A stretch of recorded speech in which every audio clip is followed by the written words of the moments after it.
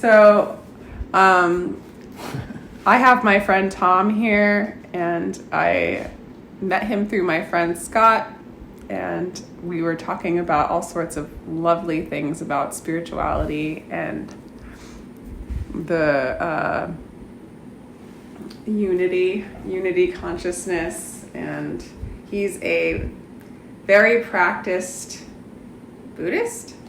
Yes, Tibetan Vajrayana. Dzogchen, specifically. Dzogchen. And it's like, you were telling me, it's like the highest, or the quickest path to enlightenment. Yes, one really applies oneself diligently.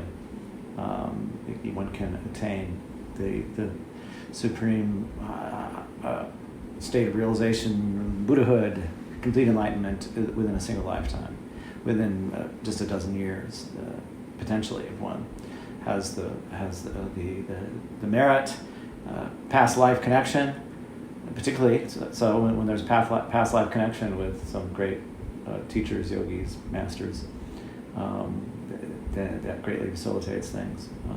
But even if you don't have that, within 20 years, if one applies himself diligently. So they call it the supreme quick path. Doesn't mean it's supreme to other paths, just that it's quick, that it's supreme in its quickness. It's a path. Yes, yeah. All paths are equal. Okay. Sometimes there's the misconception that there's some sort of feeling of superiority about Dzogchen or Mahamudra, Tibetan Buddhism in general, as such. But it's just a matter of pace that one wants to evolve to the top of the mountain. We're all on a path to the top of the mountain, or at least those of us who are trying to improve ourselves and our lives, those many who are going downhill. Down the path, down the mountain, yes. Into a very deep valley below. Oh God! The so-called lower realms that it would be most unfortunate, that are most unfortunate for anybody to be reborn in. And these realms, they exist in this world too. Everything's a state of mind ultimately. Why do people go down the path? Like, what is the thing that makes them go down? I mean, I understand, like, if you do evil deeds and then you're accumulating more karma, and that's usually sort of like evil deeds, quote unquote. Yeah. Because there really is no good or bad or right or wrong. We're all one here doing this together. Is it this belief of separation that makes you go down even more? Yes, you could call it dualism, dualistic perception. I think the belief in self and other, in subject and object, so-called subject-object duality, that is to be transcended. So it's very simple. We all have this perception of this world around us, this world of phenomena, as somehow being out there, and here we are, we have our experience, it's in here, and out there is out there. And we don't even really think about it too much. There's this separation, this dualistic perception. Ultimately, though, there's no line that can be drawn between this awareness, this consciousness, this mind, some like to call it soul, and this world of outer, so-called outer universe here. There's no line that can be drawn between the two, really. I've never found any line, anyway. So the view is, in Vajrayana, that consciousness gives rise to all of this spontaneously, as a kind of psychophysical, so-called psychophysical projection. All of this world is a psychophysical projection of consciousness itself. So the path, everyone's path really, is a matter of moving toward the realization of that. No matter if you're Christian, Sufi, Hindu, Native American, Krishna, blah, blah, blah. It's all about shattering all these conceptions we have that get in the way of a direct experience with reality in terms of it being a manifestation of consciousness itself. So that means really recognizing the nature of this phenomenological world as impermanent. It's always changing. Everything's always changing. It's impermanent, but yet we think, oh, it's permanent. This is how we relate to the world as permanent. We think we have a car, and that car is so real and permanent. When in actuality, It's passing, like everything else. Loved ones die, people die. What happens to the world? It vanishes in a vapor, like a dreamlike in nature. And so so much has to do with the realization of impermanence as a constant state of awareness. So when one really becomes aware of everything as impermanent, it naturally arises a feeling of compassion for other beings, of all, little bugs, all the way up to the higher realms beyond this one, where there's also impermanence. So, in other words, the unnecessary suffering that exists throughout time and space because of this misperception of phenomena as real when it's dreamlike. We have dreams at night, we wake up, we think, oh, here's the world that we just left a dream behind. When in actuality, there's a single continuum. Mm-hmm. As soon as we say, oh, I had a dream, that's when we then make things concrete and real, rather than realizing there's a seamless continuum there. So when we awaken to everything as impermanent, then our natural state of awareness dawns, and love and compassion become all there is in terms of our experience. There's no more egos, no more kind of false self, no more self-clinging, no more subject-object duality. Instead, it becomes a matter of spontaneously working for all beings everywhere. Like the left hand is helping the right hand. There's no thought about it. You're helping, what is essentially like yourself. So you have the Bodhisattva vow that one will return again and again and again and again and again until all beings have been emptied out of this world of Maya or samsara. How would one know that they had the Bodhisattva vow? How would you know? Is that how? The phone. Yes, the phone rings. The phone rings. Oh, I have my friend Dr. Rima Lopez calling me right now. Do you want to get it? No, I'll call her back.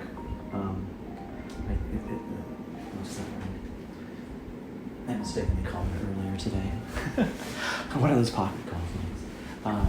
But anyway, I'm going to get back to her. So anyway, what was the question again? Oh, just do people. Oh yeah, how do you know that you actually made a bodhisattva vow? Yeah. Would you be here reincarnated, remembering who you were in that way?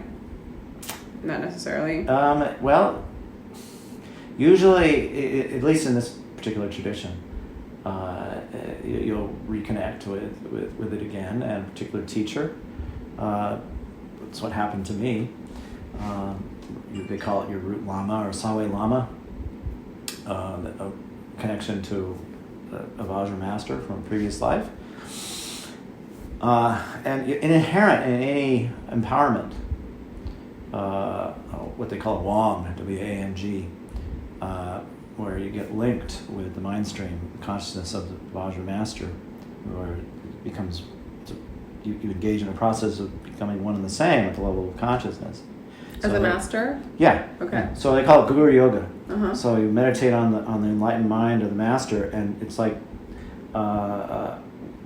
pouring the carafe, so to speak, with the nectar inside of the realization of the Buddha nature or whatever, getting poured into your own mind consciousness, mind stream.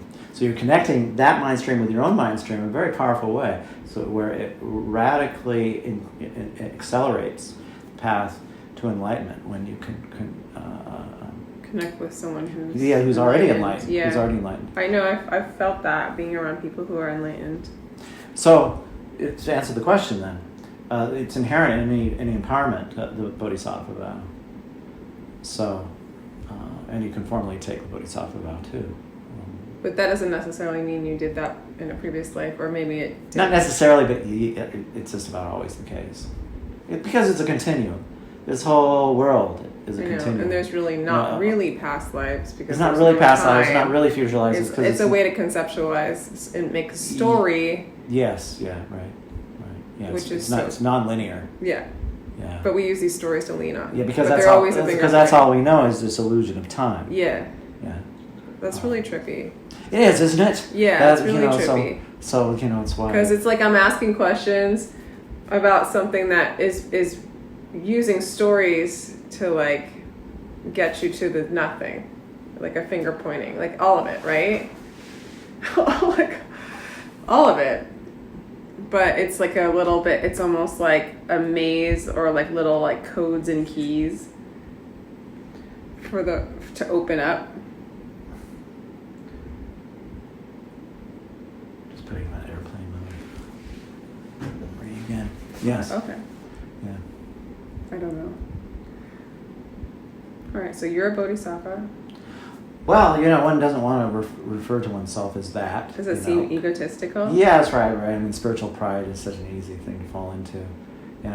Humility is hard to carve out. I would feel like calling myself a bodhisattva would make me feel humble, because I would feel egotistical if I called myself a bodhisattva, so it would almost like do the opposite thing.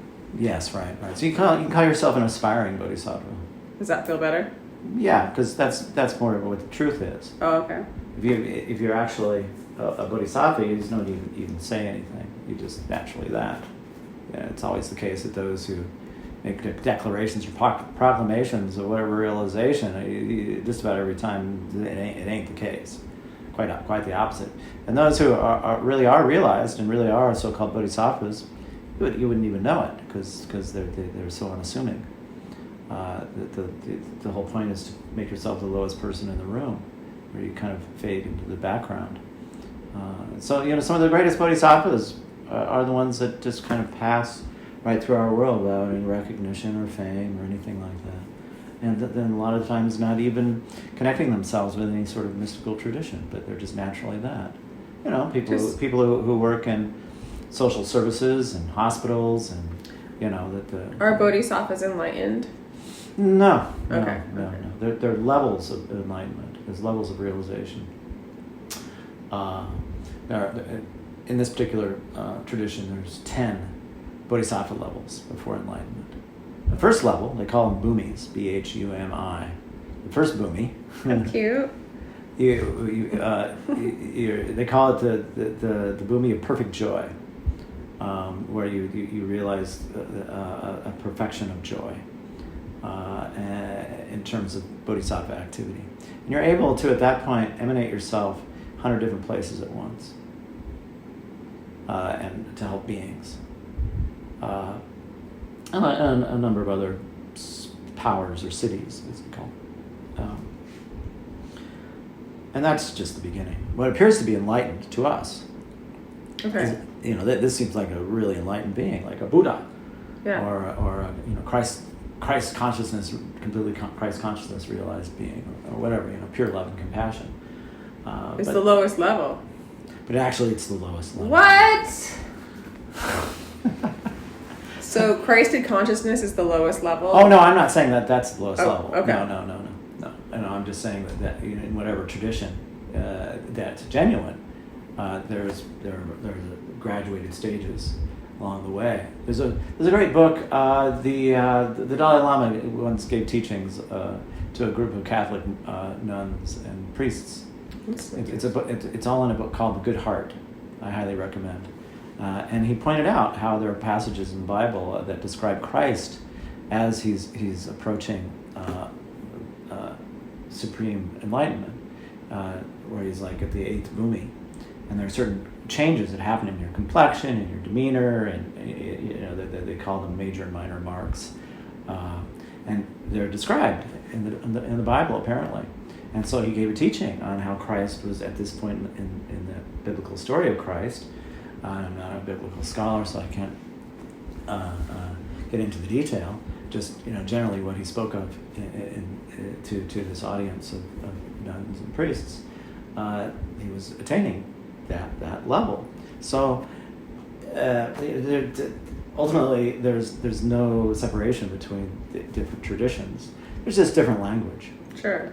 And different methods. Mm-hmm. And different rates of evolution that we undertake. One wants to get a 57 Chevy, Yeah, there's a path for that. If you want a Porsche, there's a path for that. If it's a Ford Taurus, there's a path for that. It's like whatever car you like the best. Yeah, whatever rate of speed. Resonates. Or if you want a souped up Mercedes that goes from in 3 seconds. What's a path for that? Well, that's Vajrayana. Okay, Vajrayana is the very Mercedes. fast because it's very fast. Okay, got it. Very fast. All right. But it's also very intense because it's all about purifying your karma. Karmic purification is vastly accelerated with the mantra practice of so and it's the like guru yoga. You go right for the shadow stuff to burn. Yes, yeah. So there are what are called causal paths, and there are what are called resultant paths. So a causal path has to do with doing good deeds, largely, and there's prayer, maybe some meditation. Like you make that part of your meditation as service. Yes, right, and that's gradually purifying your karma. Okay. So that has to do with dealing with the cause that's giving rise to the condition as things are evolving. As causes giving rise to conditions constantly. Everything is cause and effect. Mm-hmm. So a causal path is one like Christianity that emphasizes good deeds, prayer. You're gradually purifying those causes that go back countless lives, and maybe it takes hundreds or maybe thousands of lifetimes to attain enlightenment. Yeah. Or Zen Buddhism, Hatha Yoga. These paths are more causal paths. Then there's what's called the resultant path, which has to do with visualizing yourself as enlightened right now. So all of us have this physical body, obviously. And then there is, and this is in terms of quantum physics, there's the light body that underlies this physical body. It's a biophotonic phenomenon. Our DNA is biophotonic in nature. Our physical form actually has a light body that underlies it. And the physical body is kind of an overlay of the light body.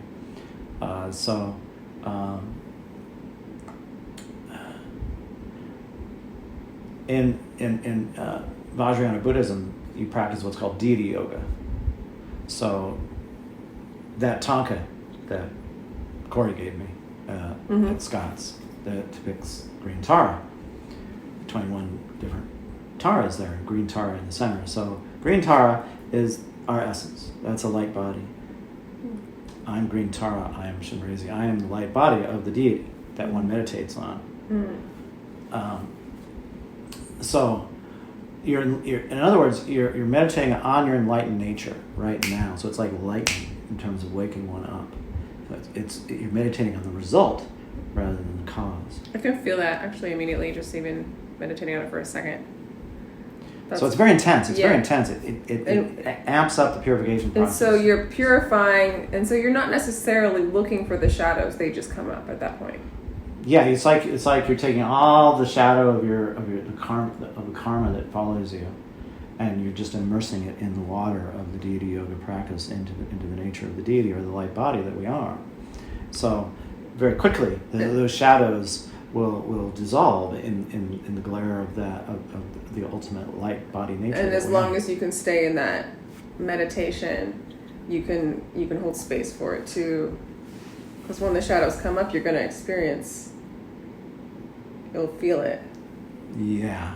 You'll become aware. Yeah, it's very intense. You could be disgusted with it. You have to detach and really. Yes. Otherwise, you can fall into a shadow in that practice too easier, couldn't you? Well. Sorta. It's certainly there's potential for all kinds of things to happen. It's not for the faint of heart. Such a path as this. Yeah. Because in the first year or two, if you really are diligent, it will bring up so much. All kinds of negative things will happen in terms of adverse circumstances. Because you're accelerating your karma so much. 30 years gets crammed into a year. Yeah. Something like that. Yeah. So all this merda happens. That can cause some people to go off the rails and get the hell out of the very hot kitchen at that point. So it's not for the faint of heart. Like you're going to get thrown into a dark night. You're going to have just one dark night after the next, after the next, after the next. Oh my God. But that's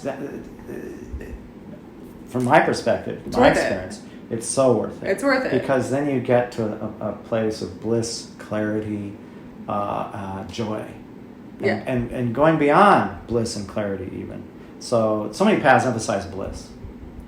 Yeah. You know, most paths tend to emphasize bliss because we want to feel good. Sure. We don't want to feel bad. We want to feel good. So all this bliss, happy, joy. Is bliss considered like something like being in the God realm, though? Yeah. So the God realm, yes, is the bliss of the ego attaching to it. To bliss. So spiritual pride. In other words, spiritual pride develops because we get attached to the bliss. Yeah, then getting to, and you can stay there for a while, but then eventually fear will creep in and knock you down. Yes, yeah. So it's not a good place to be. So it's actually kind like of being dangerous. Drunk. It's kind of it's like being drunk on bliss, and that becoming a source of growing and greater spiritual pride that can lead to rebirth in the so-called God realms, which then leads to the lowest of realms. Yeah, God, and then jealous, then the demi, and then down to animal. Right. So the God realm, the demigod realm, is human realm, and then below the human realm is the animal realm, and then below that are the hungry ghosts and hell realms. Okay.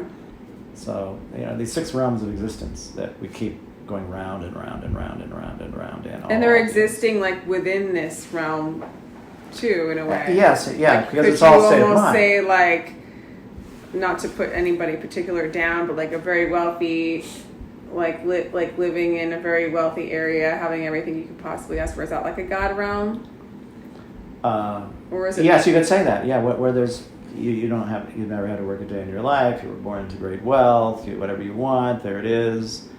All these billionaires. And there's pride in it, right? Like, sure, yeah. You feel like you're above the world of us plebes. Yeah, and you can kind of stay, I don't know what it's like to be in that realm, but sometimes those billionaires and trillionaires who run our world, they're recent arrivals from the God realm, because a lot of the time they fall all the way down to the lowest realms. Sometimes they have enough residual karma left to be reborn human, which is actually very fortunate, and to be born into a life of luxury. Karma's trippy for me, because karma, like, it's this path of already, like, I keep forgetting the name of the path that you do. What's it called? Vajrayana? Vajrayana. With a V, actually, Vajrayana. Vajrayana. Yeah, Vajaryana. Okay. It just takes me a while to learn all these, like, terms. Yeah, there are so many terms. I'm so slow too. I don't remember people's names very well either. I don't have that kind of gift. Anyway, like this Vajrayana, like you embody this deity and like Tara, and you just let that be, and then you start to burn this karma. Yeah. So you meditate on yourself in the form of green Tara, and you recite the mantra, so it's both sound and light. Everything is sound and light. So you move into this energy of embodying that energy. Yeah, you recite the mantra. Yeah. Then you recite the mantra of green Tara. Om Tari Tutari Turi Soha. So Om Tari Tutari Turi Soha. Om Tari Tutari Turi Soha. Om Tari Tutari Turi Soha. Om Tari Tutari Turi Soha. Om Tari Tutari Turi Soha. While you're visualizing yourself as green Tara. It's a very powerful method to awaken. So, like, as you're doing that, karma, you're detaching yourself as the self that had all that karma, all those stories, like, because you're moving away from karma, or because karma is just an attachment to like what you've done right, what you've done wrong, and then believing it. Yeah, it's all about attachment. And so it's just like basically shedding the belief that you're a part of what you've accumulated. Yeah. So you could have done the worst things ever, but going through this path, shed that. Yeah. So that this has to do. There are 3 bodies. We all have them. They call it the nirmanakaya, the physical body. Kaya means vessel. So physical vessel. Kaya means vessel? Yeah. Very cool. Nirmanakaya, physical vessel. Sambhogakaya, light vessel, light body. Sambhoga kaya. And then there's what's called the Dharmakaya. which is the infinite space body, all this infinite ocean of space that seems to take form, but 99.999999999% of matter is space. If you were to take every single living human being on planet Earth and remove the empty space from their physical forms, you could condense the entire human race of physical bodily forms down to a sugar cube. So, what would that be composed of? Electrons, neutrons, protons, and a nucleus, and all the subparticles, which is just energy. It's all just energy. There's no actual physical solidity here in terms of quantum physics. So it's space. So the space body gives rise to the light body. The light body gives rise to the physical body. Ultimately, they're in union. We call that the Savavakaya, the union of the three kayas. That's it, which is enlightenment. When one realizes the union of the body of infinite space, the light body, and the physical body, that's enlightenment. At that point, then, you are the deity, spontaneously working for other beings to free them from their attachments and their suffering. That's the only reality then that comes into focus, which transcends bliss and even transcends clarity. So beyond bliss is clarity. So it's actually very dangerous to focus so much on bliss because it leads to spiritual pride. So how do you shatter the bliss, which seems antithetical to most people's minds? You don't want to get stuck in the bliss. Right. So you have to shatter. I get it, though. You have to shatter your attachment to the bliss. Yeah. But while at the same time, like calling it bad, bliss, it's good. It is. But it's limited. How to make it to where it's transcendent bliss, the great Maha bliss of enlightened mind by focusing instead on clarity. Yeah, I totally understand. I totally have I've had these experiences. I totally get it. Yeah. I get it. Like there have been moments where I've been in bliss and then I got to the place of awareness, and this is definitely through ayahuasca, but that's okay. It's not really from meditation. But anyway, I've done it so many times that I might as well be considering myself meditating because I'm doing it all the time. Well, so certainly that can be an enhancing experience for these sort of levels of realization. It's like a awareness. Sneak peek. A sneak peek, yeah. Like a snapshot. Well, yeah, that's right. It's a brief divine window opening there. Okay, that's what it kind of looks like. Okay, now when you're back here at the battery dump, as they say, then you work on actualizing that in your sober state, and then it's real. Then it's real. Yeah, no, it definitely needs integration, and I've done. It's not.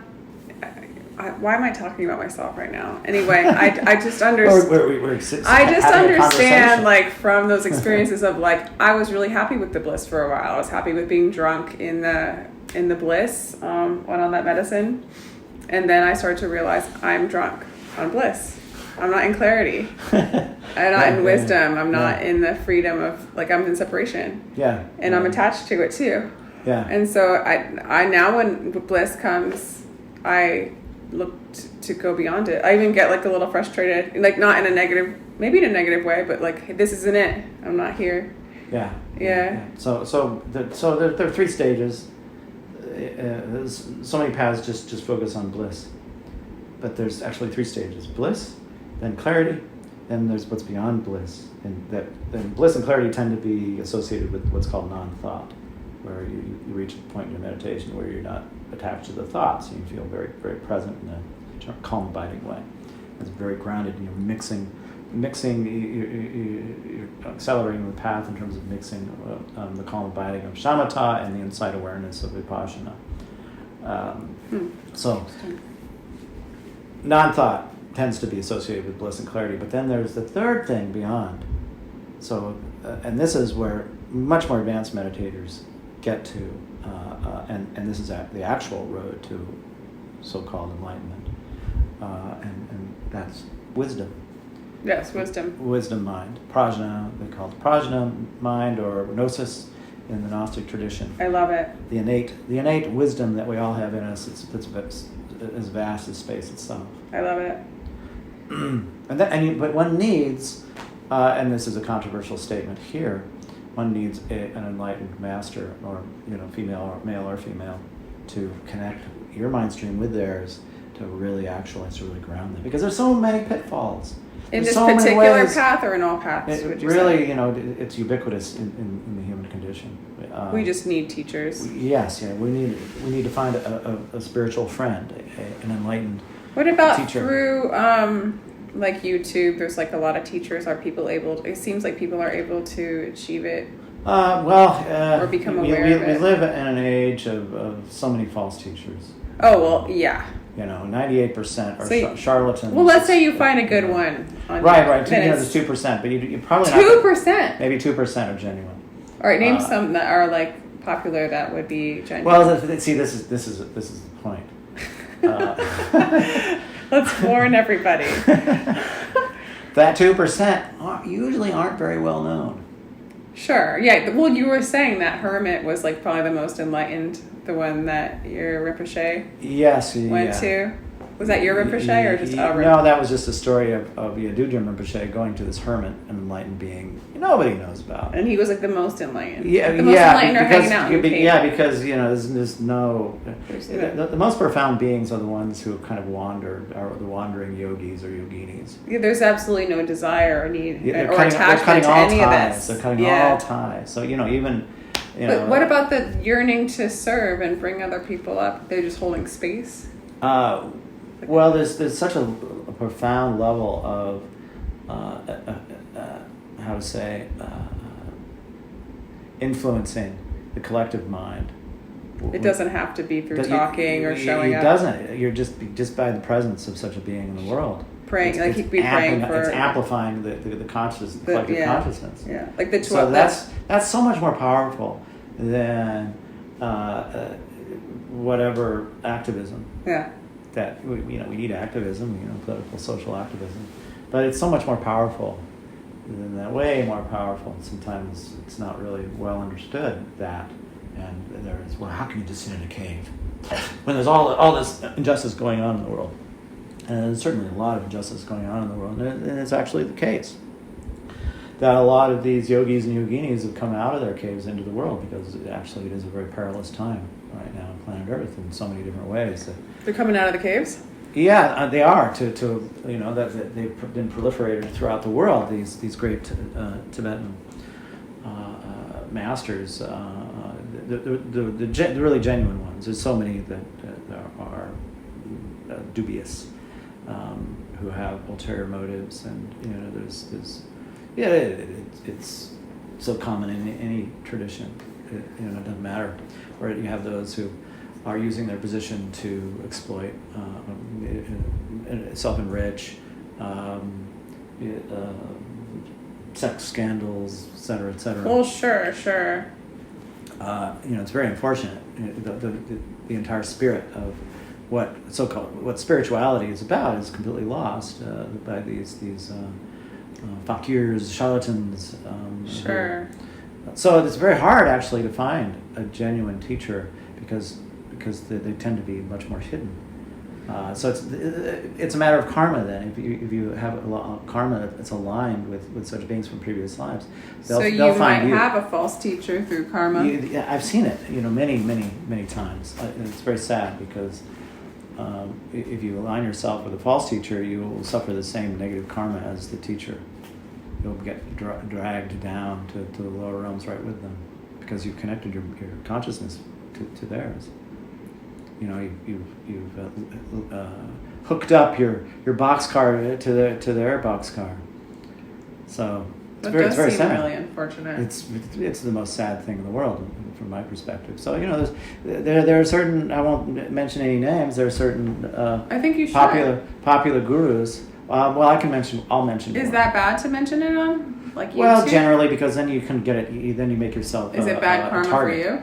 Potentially, yeah. All right. Well, I don't want to hurt you.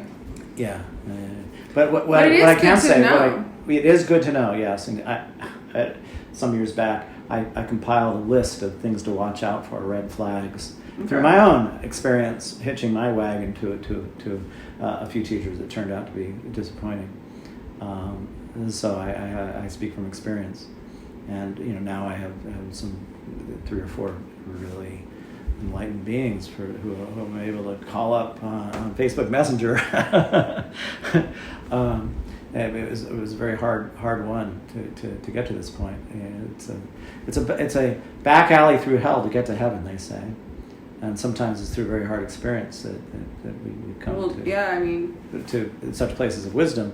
So it's often the case that if you see a teacher who has millions of followers worldwide, there's a reason for that, because they have created some allure.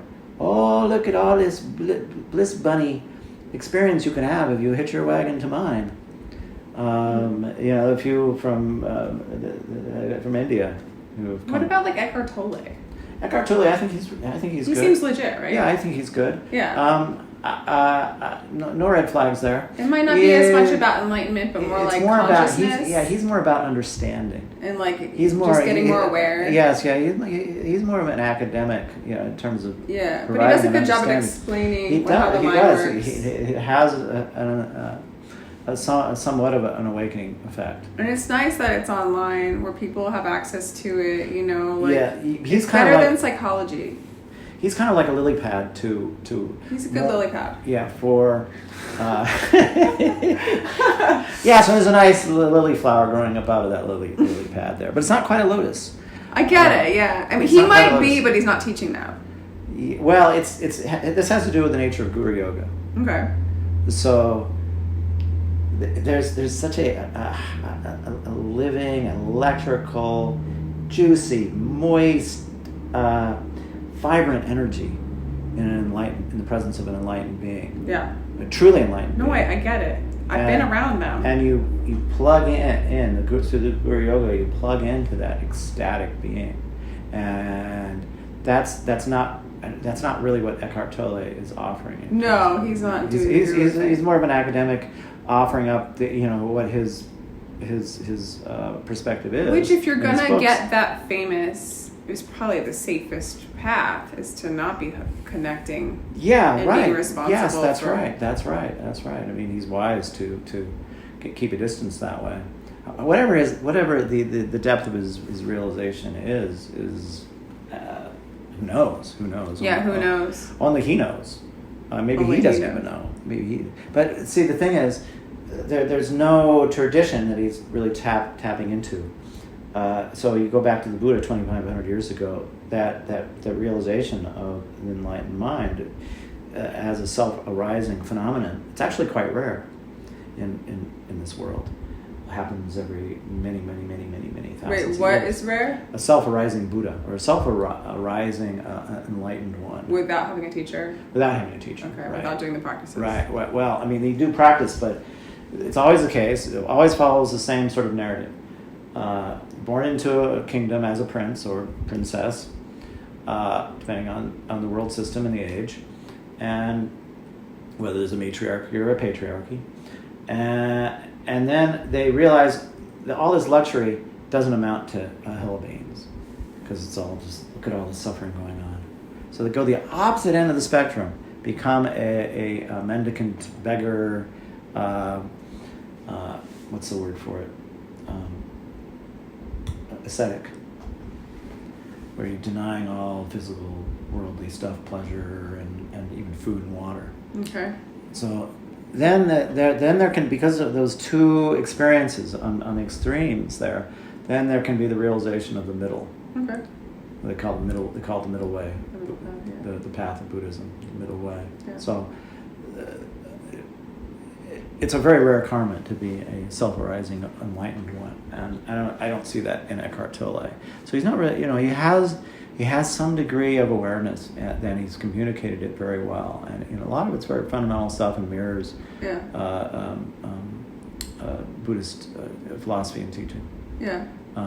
And I think he's very, very valuable in the world because he's really changed a lot of people's lives. Yeah, I do too. But it's not something to rely on in terms of a more ultimate path to enlightenment. Because there's still Yeah, it's still a It's person. it's dry. It's like making the person a better person. It's about having an intellectual understanding that can eventually lead to a realization of one's awareness as enlightened. But it requires that living a truly enlightened being that goes back in terms of a lineage all the way to the Buddha or whatever enlightened being. It's all about a transmission from one generation to the next. Student, disciple, teacher, disciple, to through the centuries. And so it's all about what they call bodhicitta. Bodhicitta? Bodhicitta. I really don't know much about Buddhism. It's crazy. The mind of enlightenment. Well, I guess you're getting a little education. I know, this is great. I mean, I know some things, but I'm definitely like a, what's it called? I don't know. I've been practicing a mix of all the different, like I'm like an American, like a collage of all the different spiritual philosophies and things like that. Yeah. Well, it's what so many of us do. We do we dip our toes. Yes. In Yeah. things. We do a little cherry picking in this. Yeah. That makes sense to me. I'm going to take that and put it on my plate. Oh, that makes sense to me. Here's that cherry. I'm going to put it on my plate. Oh, there's a cherry over there. That looks really good. I'm going to put that on my plate too. Yeah. Astrology, tarot. I was like a pretty devoted Christian for a long time, and did the whole like charismatic Christianity, speaking in tongues. Oh, I see. Like filled with the Holy Spirit, like high as a kite, running around. Like yeah, yeah. But there's a lot of dogma in the churches, and so that kind of steered me away. But yeah, that's where my deep, like the Bible's kind of the biggest one that I'm, as far as like a practice or a religion that I've been a part of, but I'm not a part of that anymore, like in that way. Yeah, I understand. Yeah. But I love the teaching still, and the teaching of Jesus, and like I think it's huge. Christ, he went to Burma, where he first connected with Buddhism. Right. Yeah. I get. And then the three wise men who came. This is just exactly according to what happens in the East, and the three wise men from the East. It's always the case that when an enlightened being is coming into the world, or one who is going to be enlightened, that they're found. Or very often the case, they call them tulkus. And so there are signs in the previous life of that great master. Like sometimes they write a letter as to where they're going to be reborn, and then they take their possessions in their previous life, and they give them a choice. This is depicted in the movie Kundun about the Dalai Lama. So those three wise men, they came from the East. It's the same thing. Yeah. And then so he goes back to the East at a certain point, at the age of 13 or so. He goes to India. He goes to Kashmir. He went and traveled through France. There's records of him there. In Kashmir, he was known as Yus Asaf, the shepherd, or the healer. In India, he was known as Saint Isa. And at some point, he attained complete enlightenment. And then he went back to his homeland because, well, what's an enlightened being to do? But what else is he going to do but go back and try to help his people who are in a very besieged part of the world by the Romans at the time, in the shackles of that. And he didn't get treated very well. No. Which is going to be the case. And he spoke in terms of, this is my perspective, the parable, what's recorded, what's written down, that may have been changed or not, we can't say, by Roman Catholic priests through the centuries, and it's been distorted, some of it. I suspect strongly that that's so. Sure. But he spoke in terms of stories and parables because that's the language that could be understood at the time. So it's always a matter of skillful means. An enlightened being will speak exactly in the language, in terms of whatever language that the people can understand. It's going to help them, rather than giving these high teachings. What enlightenment? They're not ripe for it. Right. Yeah. So what happened since then? It gets taken in dogmatic ways, literal instead of figurative or metaphorical, as it was intended. So when he speaks of the Father, he's speaking of the ultimate ground, and he uses that as a metaphor. And that, but for those who have a really deeply dualistic mindset, they'll interpret that in this dogmatic way and create separation. And there's really nothing you can do about that. He spoke to the people at the time, and then it's just the ignorance of beings that follow that will misinterpret it. And what do we live in? An ocean of suffering beings because of their ignorance. And the only way out is through. You have to allow all the circumstances to play out that have to do with that essential ignorance that is the ground of this whole world, really. This world wouldn't exist if there weren't ignorance. Right, because the ignorance is a part of the separation. Yeah. And without the separation, we wouldn't exist. We'd be in the non-dual state of the Dharmakaya, what they call the Dharmakaya, which transcends all of the Pure Lands and intermediate. So, like, with this highest level Mercedes path, which I already forgot the name of again. I'm sorry, do you want to say Vajrayana. Vajrayana. Or more specifically, Dzogchen. Dzogchen is what I practice. Maybe that's easier to say. Yeah, so Dzogchen. Dzogchen. Yeah. That's like you're like the only way out is through, and then you have to go through the whole process, become present to it all in one way or another. So you're just like going through like the thickest of thick storms all at once. It's like almost like the massive detox. Like the most massive detox. Right. It's like, you're sweating and convulsing all the toxins of samsara out very quickly. Being locked into a hotel room for 2 weeks. Keep reminding yourself, I'm detoxing. So it's like the drug of samsaric addiction is being detoxed. Because it really just is addiction. It is. Such an extreme form. Well, whatever our attachment is to samsara is an addiction. We're addicted to samsara. Yeah. That's crazy. So it takes many different forms. Watching TV, movies, whatever it is, it has to do with sensorial. The one that's pleasure. The heaviest one is the addiction to guilt and shame. That really that almost anchors you here more than anything. Yeah. And then we do everything else almost to avoid it. But when you get to the thick of it, it's like, oh, there it is. We're all such a thicket of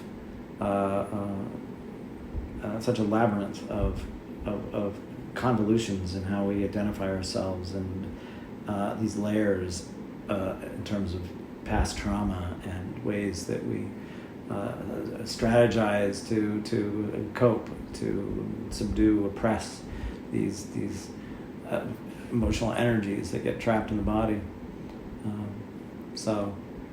How to free? Like we're opening Pandora's box, all these furies in us. Yeah, it's Pandora's box. Yeah. Dark night. So Vajrayana or Dzogchen is lifting that lid and all the furies of Pandora's box coming out, and having to purify them in relatively short order rather than just letting one out at a time. Just you see the fingers at the side of the box there, lifting up and looking out, one at a time. You're like, just I'm gonna slam that back down again. Too much for me. Yeah, no, I can't. It's so. I mean, there's a lot of I guess I'm more I'm a part of the.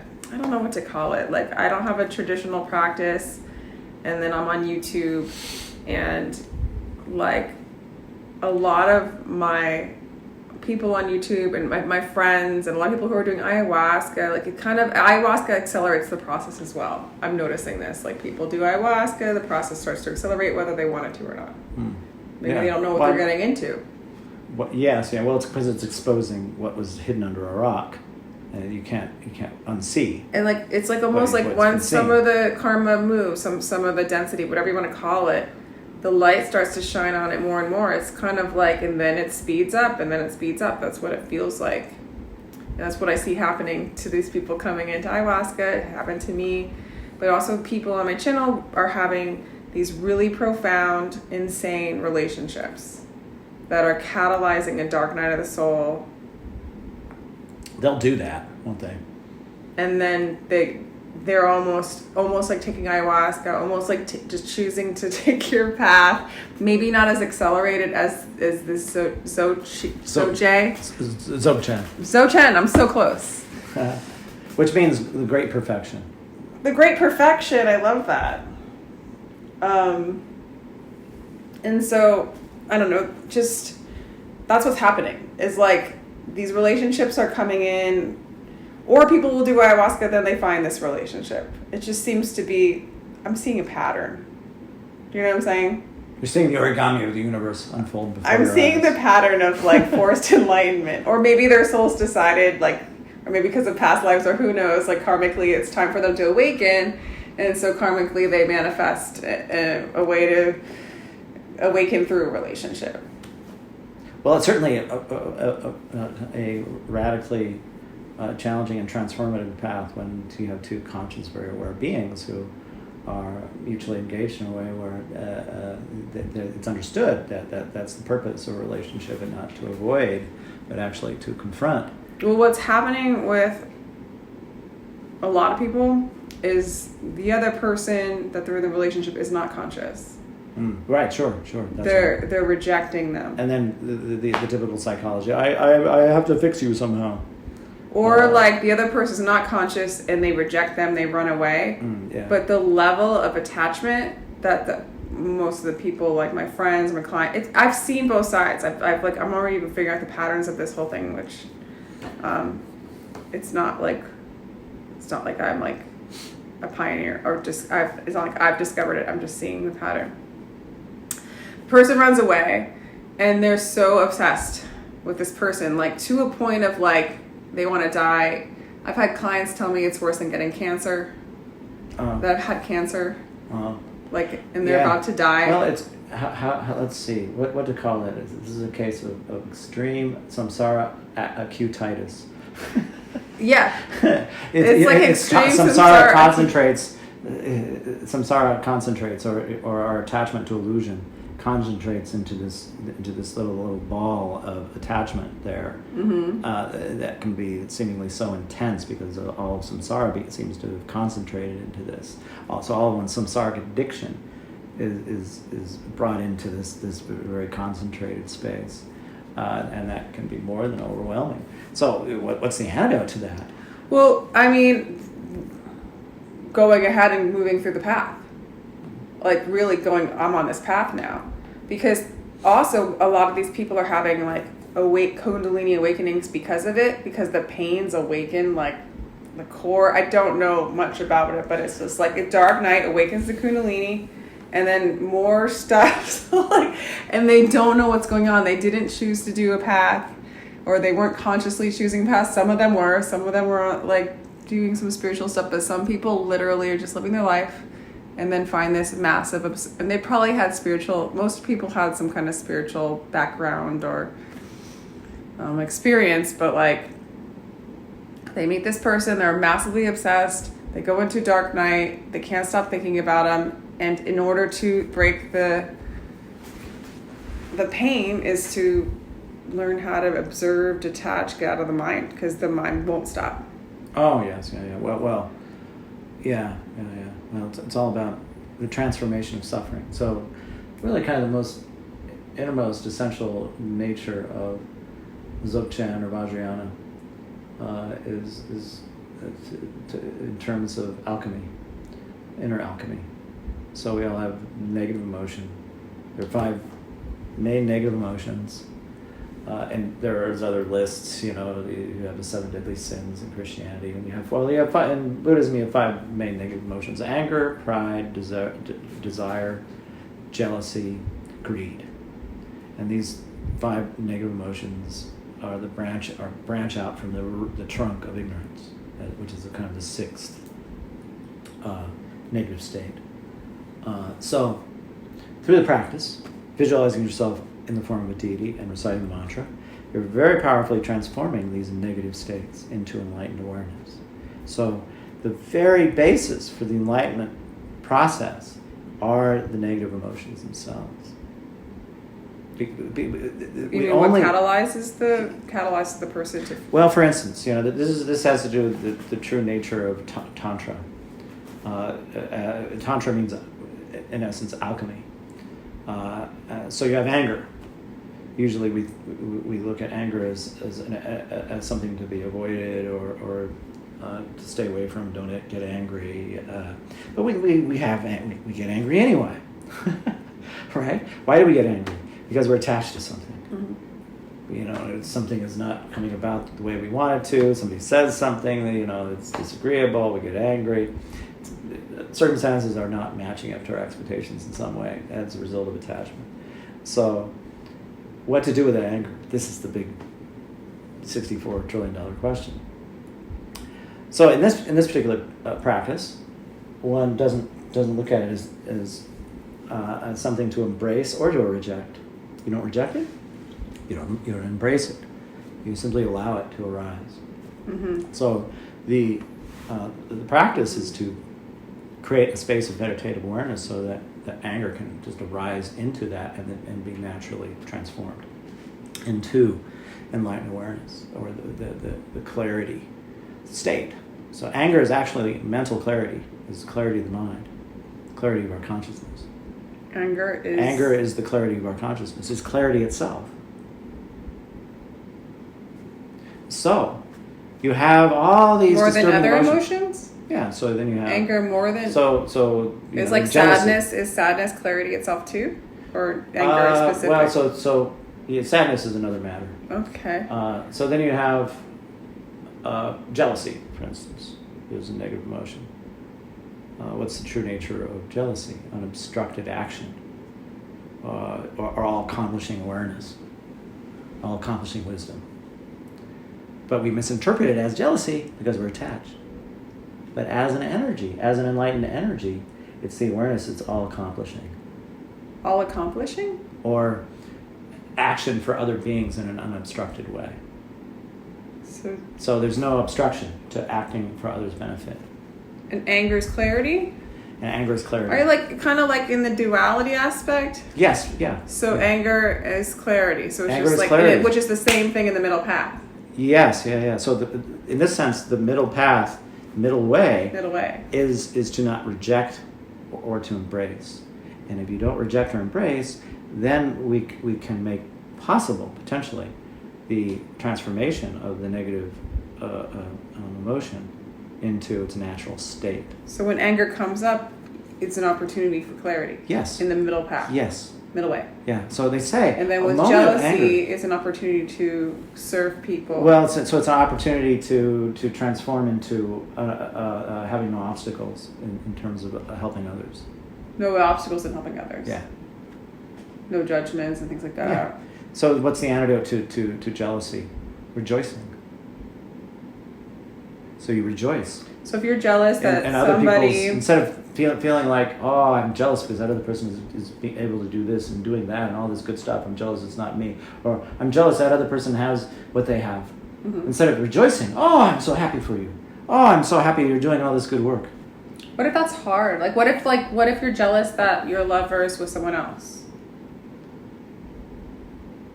What's the antidote? Happy that they're Be happy that they're happy. How do you genuinely so do then that? You free yourself up to act for others, and then whatever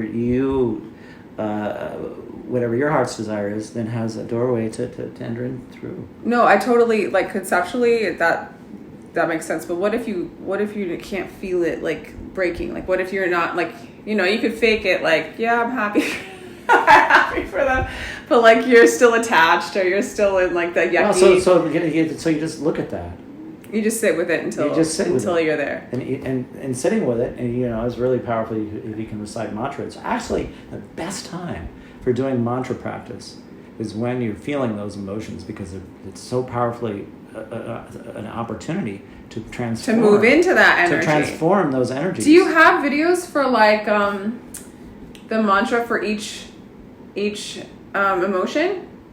Well, you have the most famous mantra of Tibetan Buddhism. Is there a mantra for each emotion or no? Well, there's one mantra for all six. All six, okay. Om mani padme hum. Was that the one you texted me? No. Okay. No. No. That's the wisdom mantra. So this is the compassion mantra. Om mani padme hum. So there's 6 syllables there. So you could probably go on YouTube and just look it up, and there'd be like someone like chanting that. Oh, Om mani padme hum. Oh, yeah, many videos of that. So for people on my channel, if who's struggling with jealousy or anger or all those pains that are going on due to this relationship, recite Om mani padme hum. Recite Om mani padme hum. Yeah, you're profoundly transforming that feeling of jealousy, that feeling of anger, that feeling of pride being hurt. Good. Yeah, and then also to just have an awareness that I guess we have a choice. We can continue to suffer. I mean, it just seems these relationships, I mean, I feel like they're profound. The fact that they're throwing people into dark nights and causing kundalini awakenings. Sure. Like, that's crazy. I always find, it's like the heart, the broken heart is the gateway to the divine. Yeah. I visualize kind of like there's a diamond that's shrouded. Yeah. The diamond of our true nature that's shrouded. Yeah. By shadow or whatever. Yeah. And so it's the energy, it's the momentum of a broken heart that shatters, that breaks that enclosure around the heart, and it slowly begins to emerge. Then the diamond center of your heart that wouldn't have happened otherwise. Exactly. So maybe just like recognizing it as a catalyst into an opportunity to move into these beautiful energies. Plus.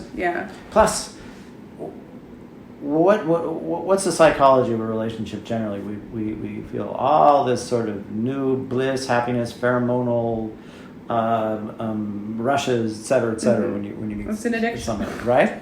Right, yeah. So you want to go get that pheromonal bliss injection, infusion again. I'm starting to. I need my fix. Yeah. I need my so and so fix. Yeah, we're all love addicts in this realm. Yes. Yeah. So, what's the true nature?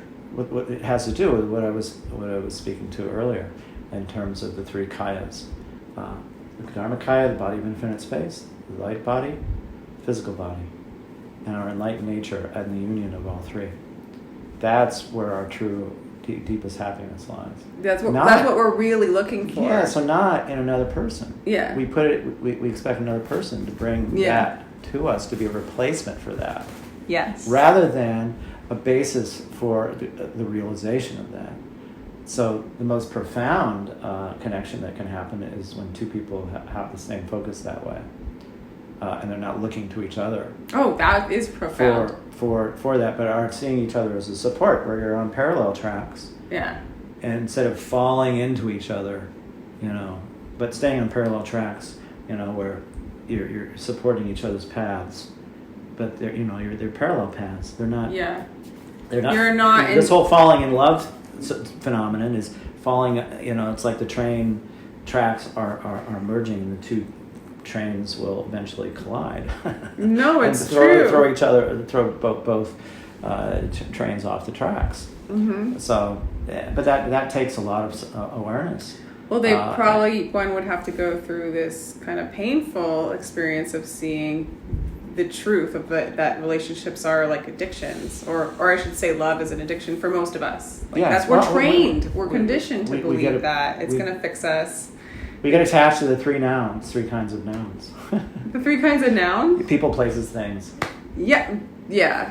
I think people, places, things, This is the world of phenomena. We get attached to people, places, things. But it's such an obvious, painful addiction or attachment that there's like, it's beautiful because there's no other choice but then to start serving yourself, your higher self. You're serving this path. I don't know what to call it. So the question then is how to really orient yourself in a way where you can have a perspective that's going to be healthy. Yeah. In connecting with another person.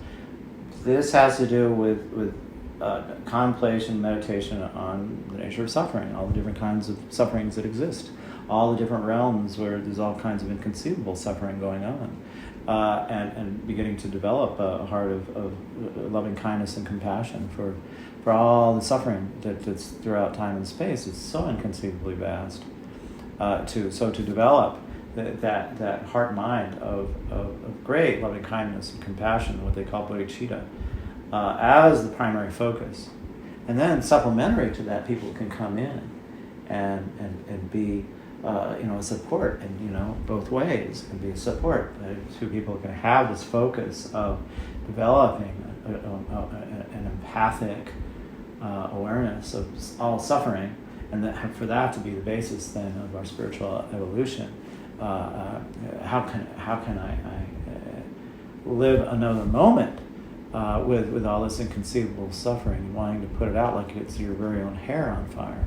Yeah, how can you live another moment? Yeah, I mean, there's so much suffering, and so much of our lives. And I do it too. Just about all of us do it. We spend a lot of our energy buffering ourselves. Right. Yes. From it. From suffering. But that's so. This is separation. The Dzogchen or Vajrayana path is very quickly erasing that buffer zone, and it's directly connecting you to all the suffering. So to answer your question about sorrow. Sorrow is the path to enlightenment because it has to do with empathy, it has to do with connecting with other suffering, which has to do with realizing that we're all the same. We're all the same person, really. We all share the same consciousness. How can I possibly abandon any and all of my brothers and sisters here in samsara? It's so beautiful. Is this the opposite one, like kind of anger is clarity and jealousy? Sure, yeah. So it's serving. like sorrow is bliss. Sorrow is bliss. Sorrow is bliss. And then what's the other ones? Anger is clarity. And jealousy. Pride is the awareness of all phenomena as the same, as everything is equal. Oh, because pride's like that real super like pedestalized, separated. Yes. Ego. Right. But the true nature of pride is the awareness of sameness of all phenomena and of all beings. True nature of ignorance is wisdom. So they're all like flip sides of the same coin. It's really cool. I like this. I like these. Did we name them all? Let's see here. Then desire, the true nature of desire is the awareness that discriminates. It's discriminating wisdom. Discernment. Discernment. So desire. Discerning wisdom. Discerning. Yeah.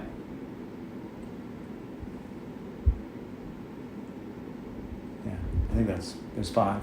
They call them the 5 wisdoms. Because you were doing the realms, the realms, and then you were doing the opposite. Like the pride was the gods, and then. Yeah.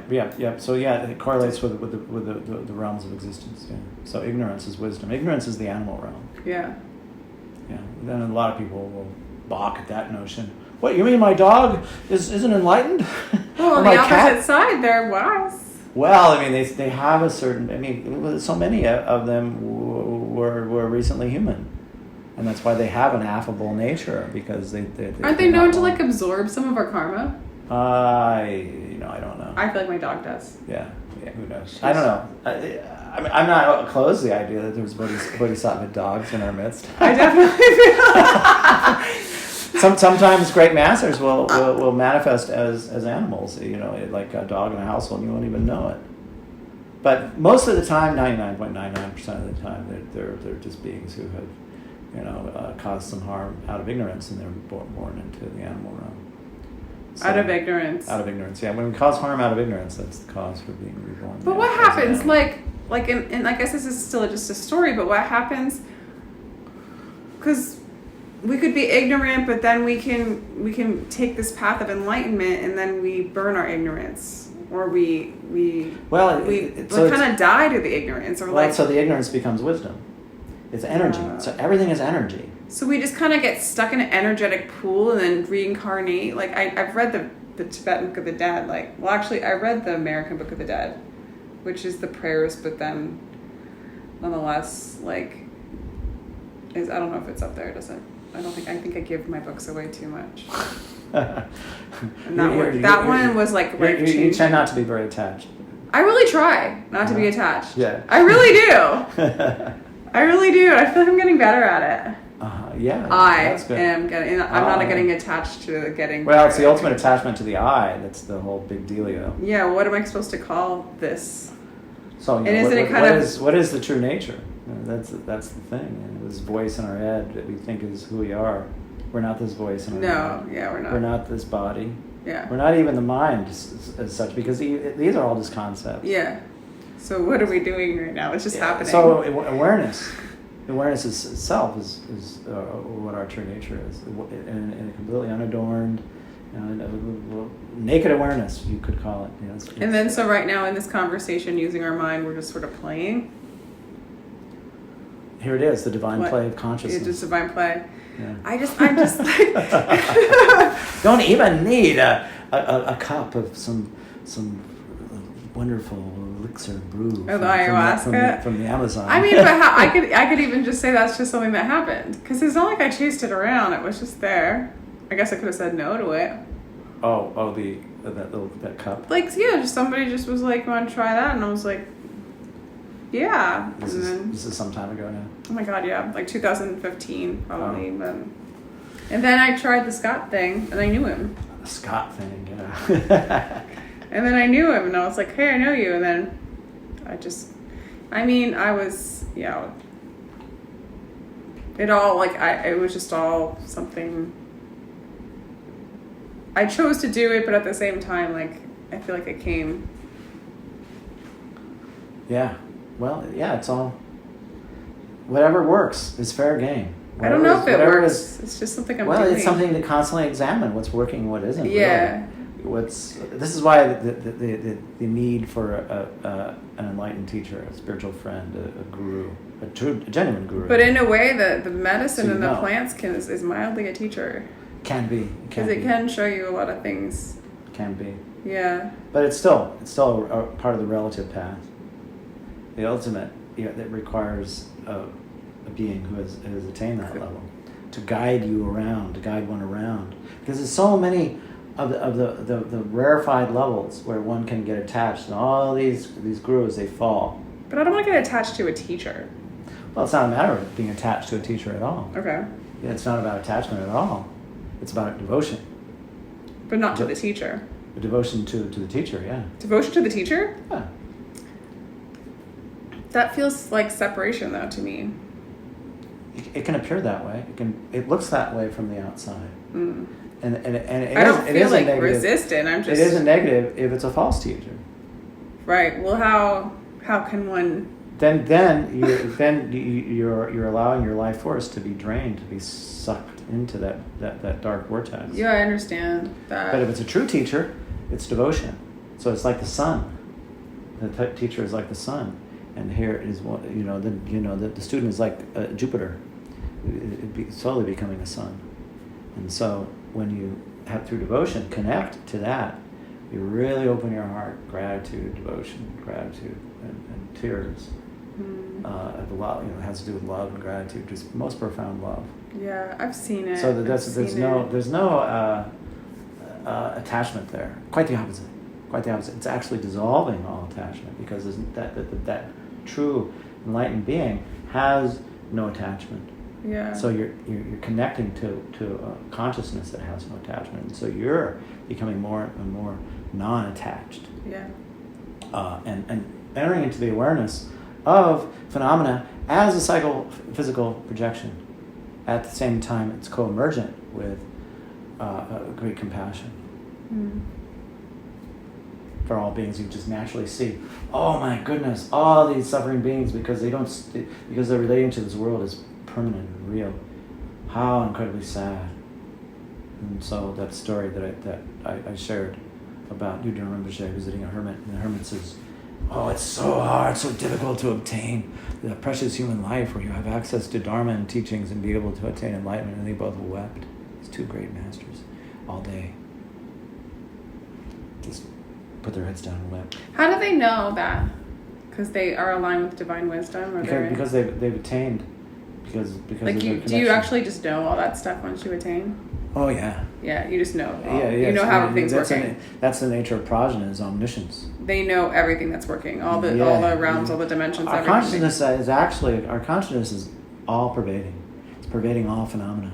But it's our attachment that acts kind of like a bell jar that we put around. They just know everything. They just it's pretty much absolute know wisdom. It's absolute wisdom. It's absolute all-knowing. freaking cool. Gnosis, prajna, whatever you want to call it. Yeah. So it's almost like even if you, oh my God, that's crazy. So yeah, back to the Book of the Dead. Sure. You know, the soul goes to the bardo. Is this true? Is this like a true thing, or is it kind of you die, you go to the bardo? Yes, right. Well, it's all and you have an opportunity. All different kinds of things can happen. You have an opportunity to merge with the white light and not be. Well, yeah. There's different lights. Wheel. There's different lights that appear. The first one's the merge with. That goes by so quickly. So people mostly miss it. Mostly miss it. It goes by so quickly. And then they call it the ground luminosity. It goes by in a hypersecond at the moment of death. If you really stabilized your awareness in terms of bodhicitta and have reached really high levels of realization of awareness, then because of that stability, you'll merge with that ground luminosity, that pure light. And is it just going to like happen? Clear light awareness. Does it just kind of happen energetically, or do you actually? It's just spontaneous. It happens. Yes. Like you're not doing it. Mm. You're not jumping into it. There's nobody there anymore to do it. Because you dissolve. So it's your energy. Yes, it's just consciousness itself emerging. Your energy, your karma, your addictions, like is where you end up. Yeah, all of that is dissolved away. All of that is dissolved away. All the white of these, yeah. But they call it the ground luminosity. It goes by so quickly. So then there's 3 days where we're still in the body after death, and we're in a kind of a blackened state of unawareness. Kind of like you get anesthesia before you go in for an operation. You wonder, where did that time go? You wake up.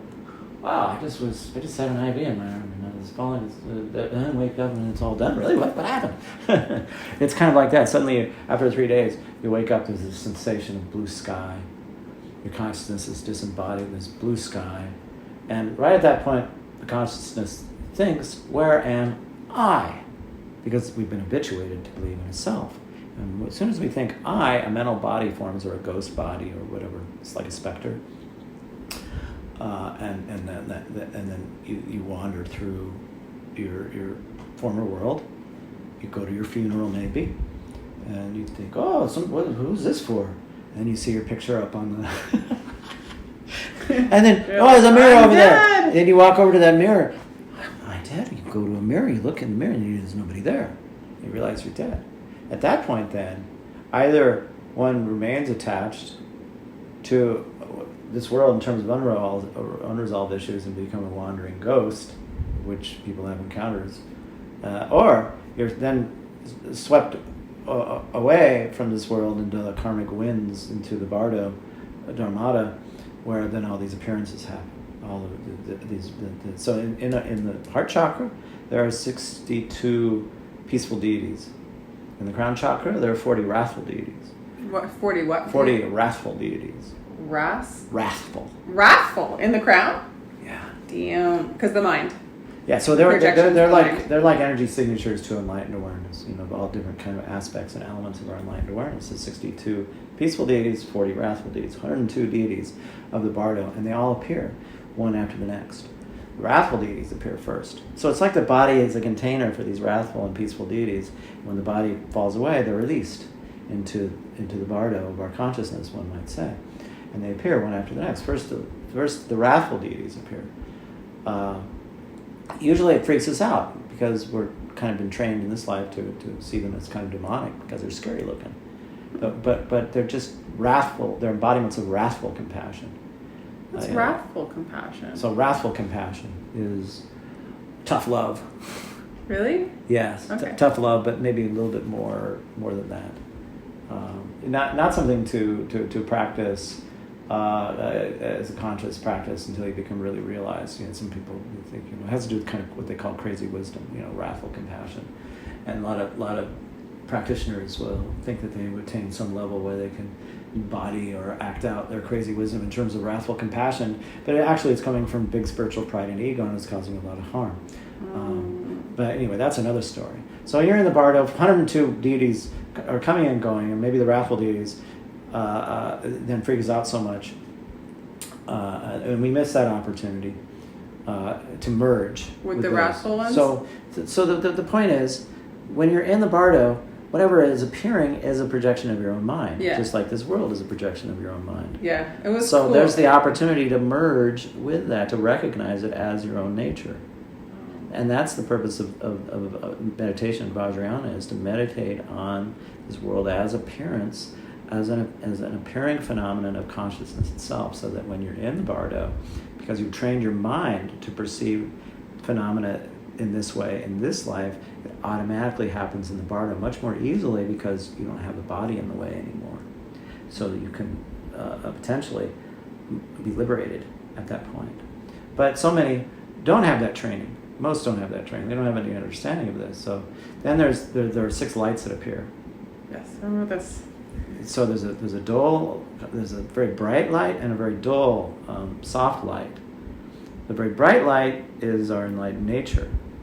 But it's very very bright and very noisy, and we tend to have an aversion to that.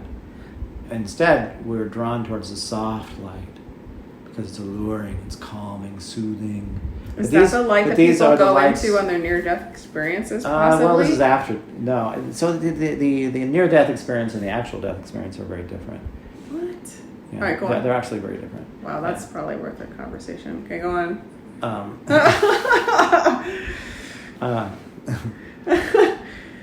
So you're in.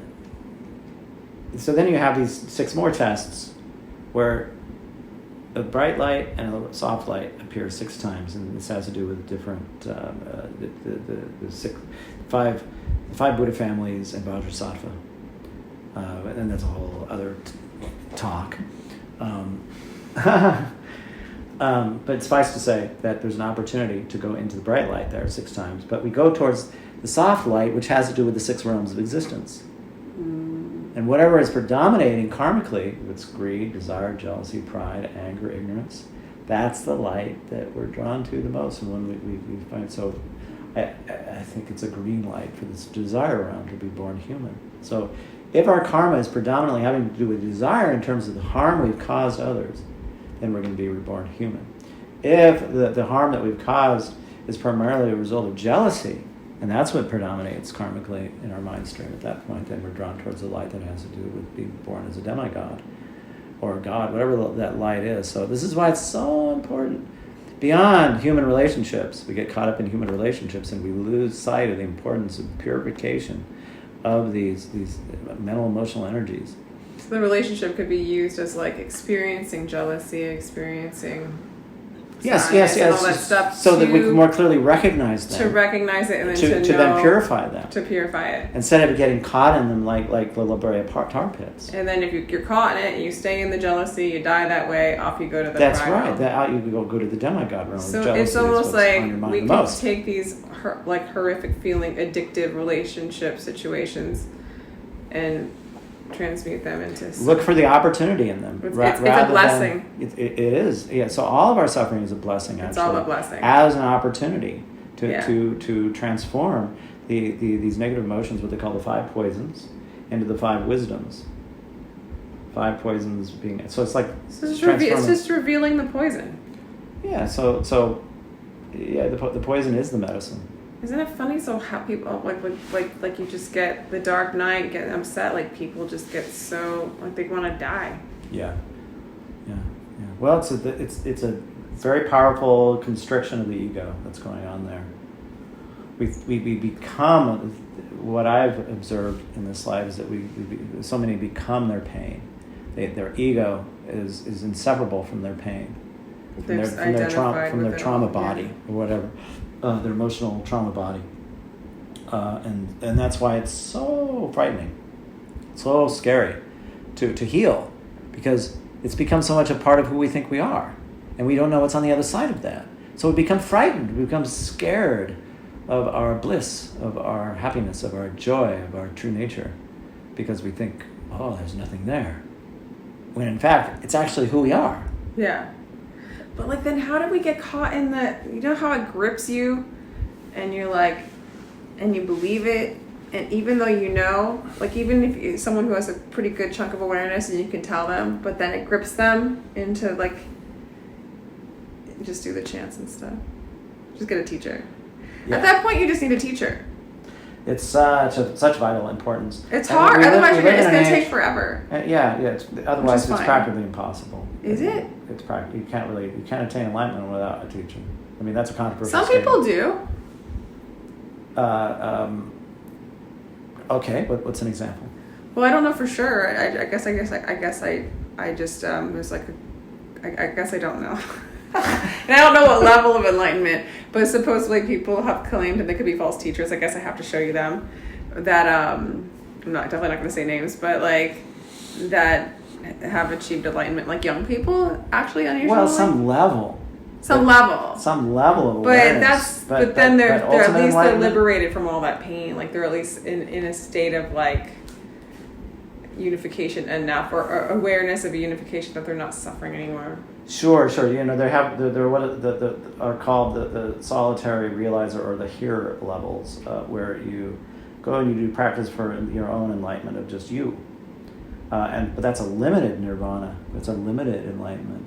It's only when Can you start there though? Can that absolutely. lily pad you? Oh, absolutely. Because it does seem like the way they describe it, I resonate with it. They call them Pratyeka Buddhas. Pratyeka Buddhas? Pratyeka Buddhas. Yeah. This is crazy. Do you know this from memorization, or have you attained some level of wisdom where this is just knowledge that you know, or has the teacher had to tell you all that stuff? Sorry. Oh, that's a good question. Maybe a combination. Because like you, some people are just hyper intellectual and can just absorb a shit ton of information. It's a combination of the two, probably. Yeah. Because you've experienced it too. Right now, I'm doing a second 100-day, what they call a Nundra retreat, where 1 to 3 hours a day you contemplate these different concepts or realities. You know, the reality of suffering. Like last night, I meditated for an hour, just focusing my mind on the suffering of the demigod realm, or the jealousy realm, where beings are born, you know, and they're constantly at war with each other. It's it's like another realm like this one, like where there are provinces and there's territories and beings. Yeah, within a work environment, corporation, jealous. Yeah, and you have demigod realm, the demigod realm, and this human realm. But then you have the demigod realm as a projected reality of consciousness itself too, just like this. Like it's just going on, but we're not. Yeah, we don't. It's not visible to this one. It's like an astral type realm. Yeah, it's still solid. Has materiality like this one. It's just different. Isn't it kind of like the Anunnaki or something? Oh, well, maybe there's some. Aren't those guys kind of like that? Yeah. You're talking about some of the ET groups. Yeah. I think so. Yeah. There's a demigod consciousness there. They acted like gods, but they were demigods, and they came here and bred with us. Yeah, and then they made humans jealous. In the Krishna tradition, they call them demigods. So that's one branch of the demigod realm. Anyway. Sorry, that was off on a tangent, but what the heck were we talking about? Oh yeah, so these people, they call themselves non-dualists, and they got there not through meditation, but through they got there just through their own apprehending of teachings, and then going off on their own. There's a limited enlightenment you can attain, but it's only through. It's kind of like here you are, here I am. We're like the electrical. But wouldn't you be psyched to even get to that level of enlightenment? Oh, absolutely. Yeah. Oh yeah. I mean, yeah. It seems to be very high, and there are a lot of practitioners who get seduced by that, and they think that's the ultimate nirvana. Oh, like the ones that I know one person who did a lot of that, and he thinks he knows everything about. He rejects Vajrayana's Dzogchen world because it's not the original true teachings of the Buddha. He rejects the teachings of Vajrayana, of Padmasambhava, the second Buddha who came about in the 8th century. That is a continuation of Shakyamuni. And Shakyamuni actually predicted that he said he will reincarnate as the second Buddha. But it is much more vast.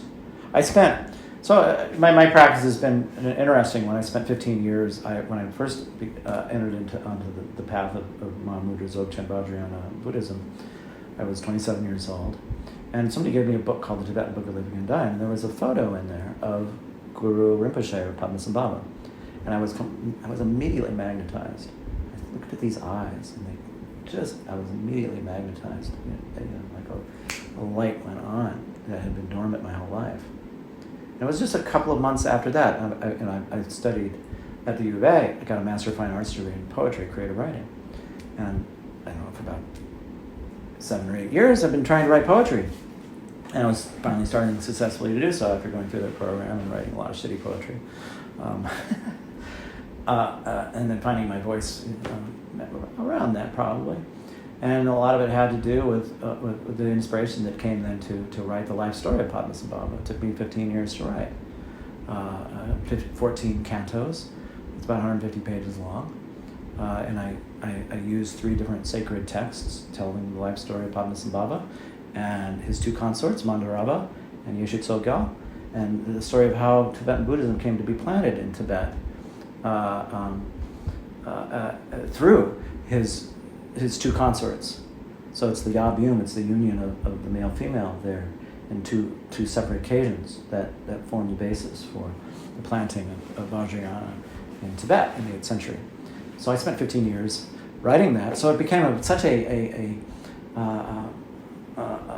very resonant something in my heart.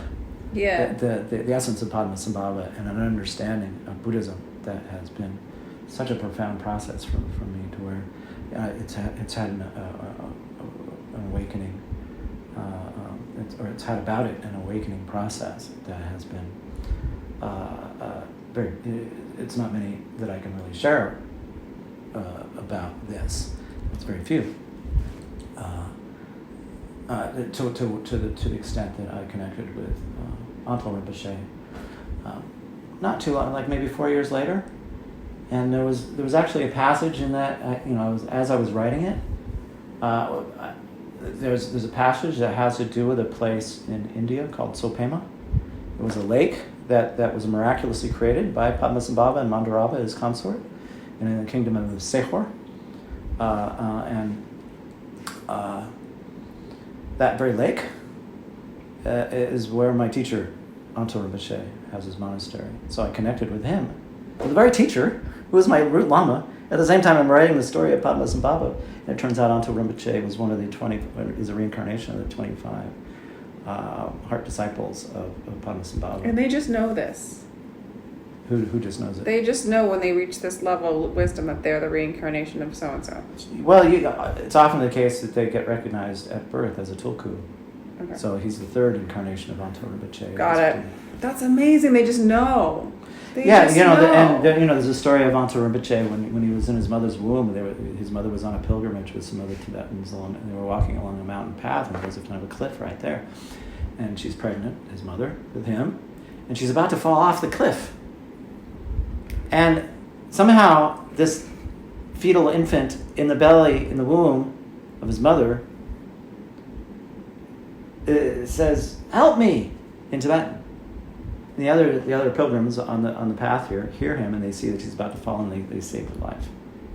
And then they realize where they heard the voice coming from her belly. Oh, they heard it. Okay, got it. Yeah. Yeah. In the psychic way. Yeah. Well, no, actually, out loud, literal. The baby said, "Help me." Yeah. In English, or in Tibetan. In words. Yeah, it could be heard. That's pretty cool. Yeah. He already knew language. Yes. And he could talk before he was even born. What? I like it. So anyway, that's just to no, just they already just know. a story of his. It's like Mozart. He was 2 years old and he was making they just know. Yeah, well, he's not exactly the same, but Antal Rinpoche is an amazing, magical being in my experience, and But you feel like your life has shed. Do you feel more peace? Maybe you're not enlightened, but who's to say? Oh, I'm definitely not enlightened. But it's not a place to get to, and then the part of us that thinks we're getting enlightened doesn't get enlightened anyway. That part just moves away. It's a tricky path. But do you bear fruit? What do you? Well, when any fruit that comes to the surface, you have to be very, very quiet about. As soon as you speak of it, it dissipates it. It's kind of like poking. They're what are called the 3 defects of the pot. You don't want to poke a hole. Like you don't want to say how it's made your life or how it makes your life different or better or. Well, I can speak. I don't know if better's the right word. I just I'm just. I'm just curious, but I don't want to ruin your karma or whatever. Well, you don't share what your realization is. You keep it contained. Why? Otherwise, you punch. It's like punching a hole in a cup, and the nectar, the blessing. Is because of pride. Well, it has to do with identification. That's right. Over identifying with a certain so then attainment. you identify with it rather than keeping it contained and letting it grow. Because it's not about attainment and getting somewhere. It's not about what other people think. Yeah. So you share it, and it's out of pride. Oh, look at me! I have this realization. I'm a great teacher. Blah blah. Or I feel my life's more peaceful. That's even like an attainment. Yeah. So you just you don't. It's not something that one talks about. But so you can't sell it. Well, you can.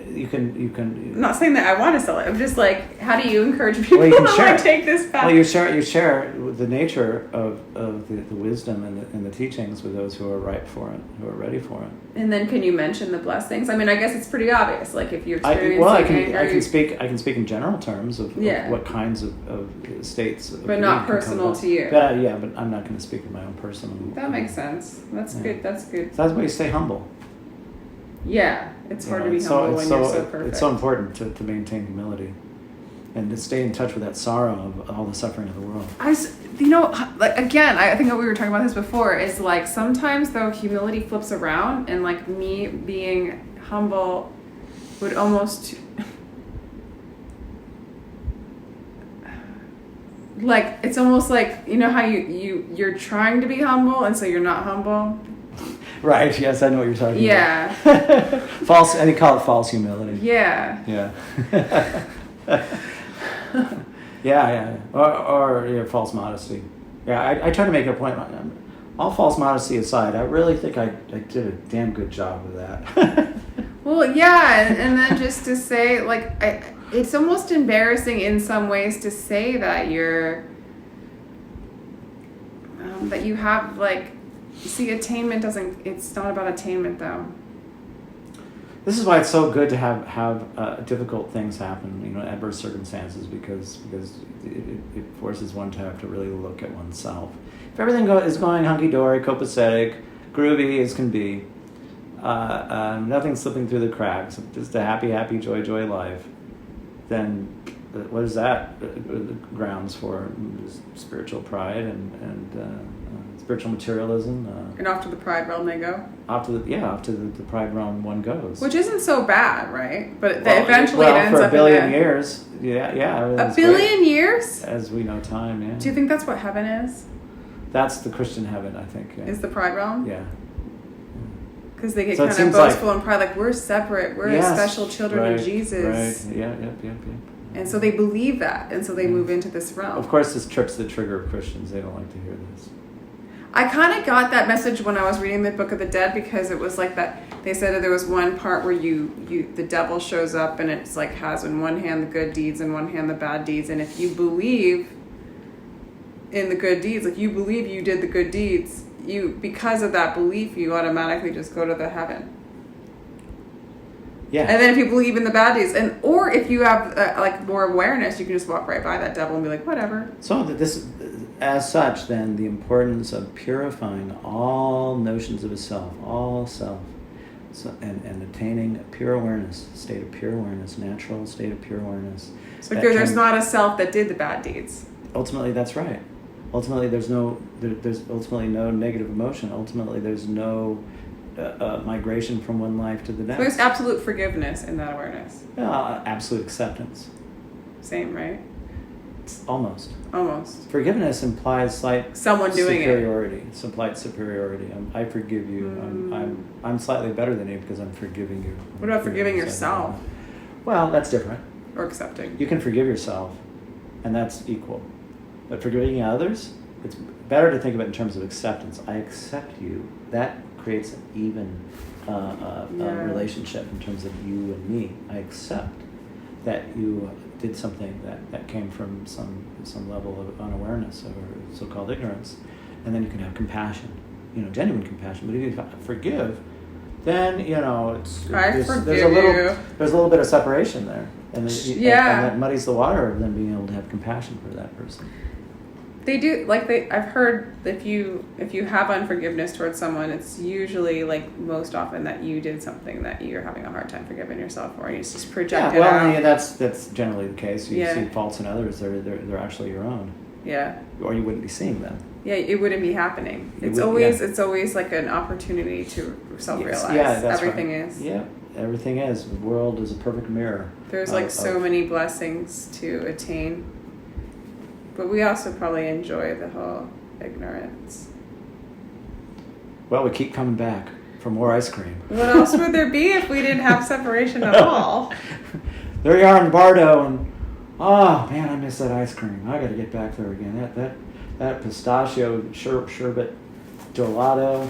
I just can't imagine not experiencing that again. But there can't be I guess the Bodhisattva comes back to help people become free from samsara, to put it one way, right? Yeah, for countless lifetimes until all beings are free. Yeah, and then the goal is to free everybody. That seems like how could you possibly commit yourself to something like that? Well, no, not even that, but what happens? This is what happens when it's all free? Then what? Then we're just the isness. Well, yeah. Don't we need the duality to play? Then we're truly the business of the isness. What is the ground? What is the source? Was there anything wrong with that? Was there anything that was stained or aberrant or whatever like that? No, it's the pure state, the pure nature. It's there was never anything wrong with it. Never anything wrong with it. How did things get messed up like they are? Is a question that has no answer. And maybe to point us back into who we are. I mean, it just almost feels divinely orchestrated the whole damn thing. That question is a big distraction. Actually, the thing to do is focus on how to get back there. It's a big distraction, but it's kind of like, I'm going to look over my shoulder back down the road. How did I get here? And then suddenly there's a semi rolling towards you and front ends your car and it kills you. So the awareness, in other words, it has to do with the awareness of the moment. Here we are. What's right here, rather than looking over our shoulder at how did I get here? Well, of course, to a certain extent, it's important to look at that, but then that's a kind of a subject of contemplation, of analytic meditation that brings you into a realization of the importance of really grounding your awareness here and now, which is where everything is. Yeah. Past and future don't really exist. So the question of how did we get here is kind of moot, because here we are. This is all there is. Yeah. So how do we transform to get free of sometimes it's horrendous suffering. Of literally believing in time. Yes. Yeah, well, that's right. We believe in time. It's a matter of belief. How do we deconstruct belief itself? So even the belief system of Vajrayana or whatever, mystical tradition in this has belief to be system, broken apart. It has to be dissolved. Yeah. So it's the boat. Everything's a finger It's point. the boat. Typical analogy that the whatever the Dharma is, that's the boat. Uh-huh. And then you reach the other shore and you leave the boat behind. Uh-huh. I just want to check the time because I have a person at. Oh, I think it's like 5:10. Okay. Something like that. Oops, sorry. Yeah, you have somebody at 6:30. Yeah. Yeah, we got plenty of time. Okay. But we whenever we we've covered so much. This is good ground stuff. here. I mean, I'm learning a lot, so that's selfishly good for me.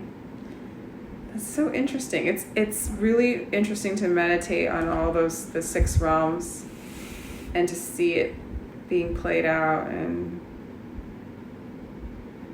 yeah, I've had a bug in my first a seeker's. I have a seeker's. Well, so that's that's an interesting topic right there. I know that has to be broken down too. I get that. What's that? The seeker energy. Oh. But for now, that's what it is. Well, yeah. It's good to search. we want answers. So what does it really mean to search? To examine, to investigate. One has to seek before they find what they're seeking for. And then you realize that there was nothing actually to be searching for, that it's all actually right here. Yeah, and it's just breaking the the illusion. We're so trained in this Western culture to be looking outside of ourselves and seeking answers outside of ourselves, but it's all inherently right here. Yeah. It's just a matter of stopping. So that's the gratitude for the suffering or these relationships or whatever that cause, like, hey, when I look outside myself, I'm suffering. When I go inside, like when you start breaking it down, breaking it apart, you start feeling less suffering, and then it redirects your energy. Yeah. So I thought I would share, just a little something here that might encapsulate all of this. All right, go for it. Something that I composed myself. Like a poem? Correct. It's called a Vajra song. Just have to get it up on the screen here. I just posted it in social media. Vajra song. Sorrow is the mother of empathy. Empathy is the mother of compassion. Compassion is the mother of bodhicitta. Bodhicitta is the mother of the sublime ones. The sublime ones are the mother of devotion. Devotion is the mother of liberation. Liberation is the mother of no desire. No desire is the mother of awareness. Awareness is the mother of no mother. This is why stopping is the key point. I like that. Do you want to do you want to offer your teachings just in case somebody's listening and maybe wants to contact you or maybe check out your podcasts? Or I'm going to put it in the description box if you want me to. So yeah, sure. It's been pretty limited. I don't have a whole lot up there yet. On your podcast? Yeah, I have a YouTube channel, a Rumble channel, Common Sense Dharma. I've been so busy with other things, I've kind of put it on the back burner of late. I mean, it's up to you. I just thought maybe somebody would want to check your stuff out. Yeah, sure. Common Sense Dharma on YouTube and also on Rumble. I've done like five or six interviews at this point. Yeah, and then if they wanted teachings or if you want private sessions. Yeah. I have a little Dharma center that you visited. Yes, it's lovely. Yeah. What if they don't live in Saturdays? Tucson? What if they don't live in Tucson? Yeah, I'm happy to do Zoom consultations too. I have the Dragoon Dzogchen Center of Arizona here in Tucson. And I do regular meditations, and Saturday mornings at 9 a.m. I do like an hour and a half long talk, little discussion, going through different texts. Right now we're going through a text called the Jewel Ornament of Liberation, that provides an A to Z accounting of all the stages on the path from beginning to end, all that the path entails. What one has to really comprehend, and how to practice in order to attain the ultimate state. They call it a Lam Rim text, these texts that provide the A to Z of beginning to do the path all the way to the fruition of complete realization. So, yeah, right now, it's the Jewel Ornament of Liberation. We just started that text. I have one student right now who's regularly coming. I'm so happy if I have one student. That's funny. I wonder if it would be fun to do this live on my. So does your internet work pretty good at your house? Because this room, this room, it's bad. Like if I go live, it cuts out. I need to get a range extender that reaches up to my shrine room. My Wi-Fi is in my. We could just do it in the back too, though. We don't have to be in the shrine room. Yeah. I mean, just to get. But if we went live, people could. I have a little shrine in the back too. Anyway. All right, perfect. And then I was just thinking maybe people would want to ask questions. Like if I scheduled the next one live, and then if people had questions for you, maybe that would be interesting. I'd be happy to do that. I don't know. This is just an experiment. Like I've only done tarot. So like here we have like a practicing, serious practice. We live in Zogen. we live in profoundly transformative and perilous times. I think there's a lot of awakening going on. Like a lot. Yes, yeah. Right now, the entire human race is in the crosshairs of the pharmaceutical corporations. In the crosshairs of the pharmaceutical corporations. Yes. It all comes down to the pharmaceutical corporations. It's been that way for a long time. For about a year recently, I did research for the Natural Solutions Foundation, and Dr. Rima Lebeau, she's the co-founder, the largest medical freedom advocate as a nonprofit in the world, is between 400,000 and 500,000 members, subscribers. I curated the website for that, opensourcetruth.com. I became intimately familiar with the pharmaceutical agenda to cull the human population. So, we live in the human population? Cull. Coal? To reduce. Sorry, my vocabulary is limited. The human population on planet Earth for their political agenda, and it has to do with what's called transhumanism. So I've become very well versed in kind of. So this is what happens. Times and really how. So I can speak to how to navigate these times from a Dharmic perspective. Yeah, I think that's important. For those who are aware of this agenda, and many are not. Well, do you need to be aware of the agenda? I mean, we can suffer with or without the agenda. Well, that's certainly true. Yeah. For those who are interested, because we're all being really deeply affected by what's going on right now. Definitely. But maybe there's a purpose for that. But then to see, and I don't know, it's a tricky one for me. But yeah, how is it any different than getting your heart destroyed in a relationship if by taking a specific pharmaceutical drug that your body has a strong reaction to, and now you no longer can walk very well or think clearly? Like, that's not, maybe it makes the path a little bit harder. Well, there's all different levels of attachment, different realities in our world. The human relationship world, then there's the collective world in terms of the collective change that's going on right now, and where the two intersect is an interesting topic and focus. It is. It's hard to separate at this point these two, because there's an end game that's being played against the whole of humanity right now. That's been, I think, centuries in the making, if not millennia. And so, thus, all of this stuff to do with ascension, that's spoken of, this period of profound awakening, that's a great potential. It's one of the reasons why these great masters have gotten out of their caves. Yeah. They're giving all these empowerments because there's this time for ascension.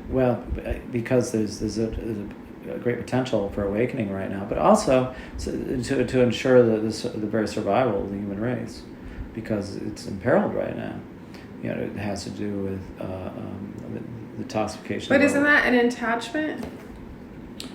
Well, it can be, but it's also important that this human world continues so that we can continue our processes. Oh, because then we could get forever locked in samsara. Yes. So there's the whole subject, that's something that maybe we could talk about. Yeah, definitely. This is definitely, I could talk forever about this stuff. It's fun. It's just a matter of here, it's talking, so far all this has to do with what the means for an enlightenment process. I know when we go into the other thing, it's a new topic. How to apply it to the world in a time like this. Yeah.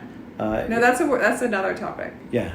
So I'm just sort of hinting at what we could continue with. Yeah, I like that. Time. Yeah. Let's try it next time at your house live. Is that embarrassing? Not at all. Okay. And then what we can do is I can bring or if you can see on the iPad, we can see all their comments, and then I'll bring my iPad. Or your computer or whatever, but you can see all the comments, and then we can answer their questions if there's any. I don't know, maybe there's none, and maybe we can read cards and stuff. I don't know, maybe that's ridiculous. Well, whatever's fun. All right, guys. Well, I'm going to put Tom's information in the description box. And if you want to check out like whatever he has up, or if you have, I don't know, if you want to contact him or if you have any questions or anything like that. You can put my I'll put your email. Yeah. Put my email in there. Yeah.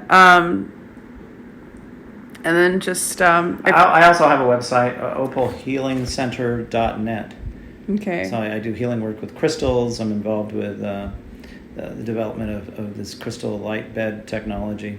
Oh, cool. And some other stuff that is sort of cutting the edge nature. Yeah. So I had Tom come on. I wanted to do these interviews with Tom because it's just really fun to talk to him, but it's very enlightening for me personally. And there's so much there's so much teaching and learn. Like, he has such an understanding of. I unlike you, I'm not like the master of words. That just hasn't been my thing. That's why I'm like, I can't believe I'm interviewing somebody now. The unspoken nature of wisdom. Right. Yeah. Which is beyond words. I mean, I can with the tarot, I feel so much more confident because it's like this little prop.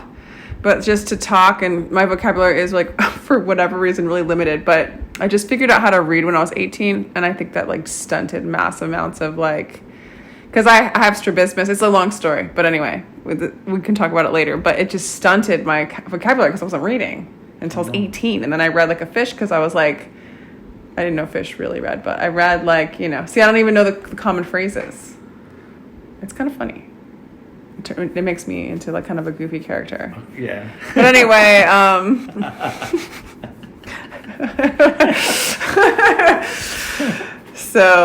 but yeah, it's just, yeah, to talk to Tom is really a heart opening for me. There's more clarity there.